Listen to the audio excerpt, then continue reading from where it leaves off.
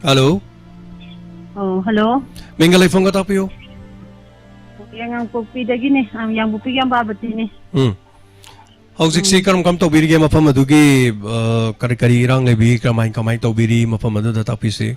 Akoi sige mafam je akoi pupi ga am nakna ba mafam ne. Ado akoi nakti nakna yado akoi gi jaga ta akoi gi di gwal ta bihari ba mafam do. Ado da di mai tay mata lai bangam dre moi gi yung gai mai thadok pi gare. Di phagi oina akoi yang pupi ji da di BSF kai ka khang aga budi leng na dum lai di ko.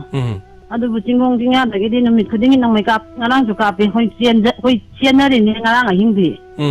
Ado yam mafam je yang wai da na khoi na sarkar da hanyang je khoi gi state force pa me ba moi na di BSF kumba paramilitary di am thak ba ko. Ado moi na ngak pi bu khoi thawai na ta de.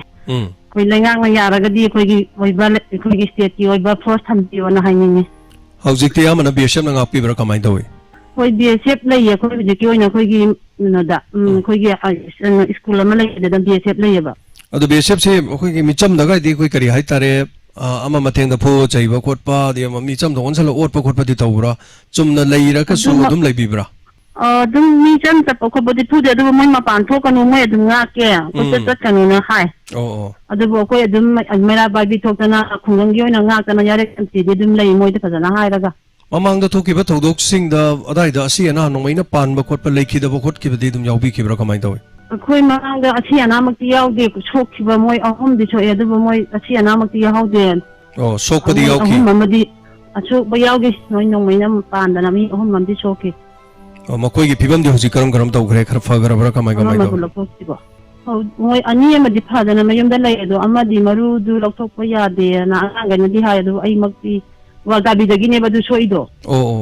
Ado ma hospital da lai bani ma pan da kharap thiban thina lu na chokhi bani ba. Ma gi di sok pa pan ba gi lengang na dai ta lobi bra imung manung na taw bra kamai mayam pisa khaina bra kamai tawge.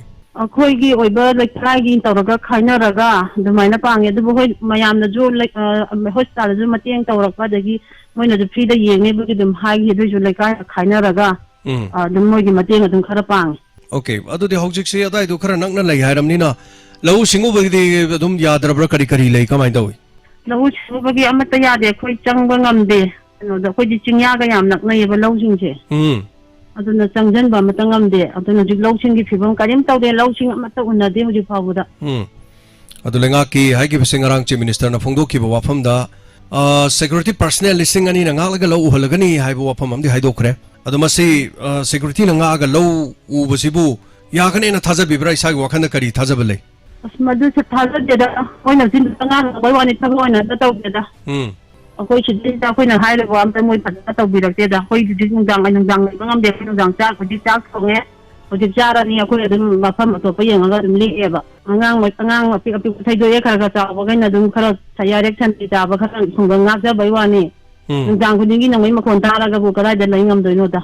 Ado yum da gai de khoi gi atang bo po chai lei ba se hano hon to tham na rabra karamai ga lei ye dum yum da dum lei bi bro po chai ai khoi dagi khitang chang ga le thana sa bi thana bu pi ge di loi hun to e khoi gi di arai ba man chang hon de du ko yang ang pu pi da ma ki di aya man hon to na de ba kai da phau ga lei ba du ko thok na da ba yang ko thu na ya to palam gi di thana sa bi hari bi gi di amata lai tre ma yum da lau ano phau cheng phiro loi chai to e mo gi di moi di ku ki ga nak na ye ba akoi gi na kitang mo kilometer amang sagadra ado ki di yang go pigi oina di koi bazar lai badu fa ing tang khun kan dak na e ba koi sina ado gi ra khang dong akoi gi khungang yo na di thaidok na dra koi na khara duga sama bu ki ga sana sabi gi ga di loi na mak thaidok na hau jeng dagi chan akoi chan di amang e chan de moi na ting da moi khoi ga ti ga da mai tai gi chan ya mang e san jo ching da moi na hoigat ki ba chan manga mang batariat mang ba yang dengarang hanju khoi gat le khoi sta chan adu di commando na ta na ra ga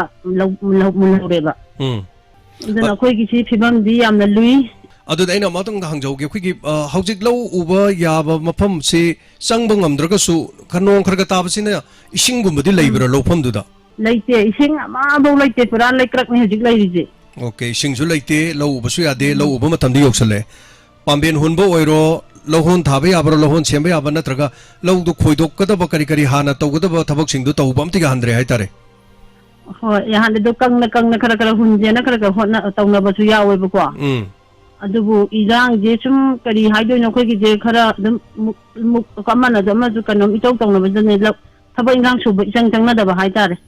Anyway, adom na call tawbirisi karidi yengagano haidi mafam matam se haibatai ISCOM di yengbibra internet la yaba natte ISCOM da ISCOM da. Okay.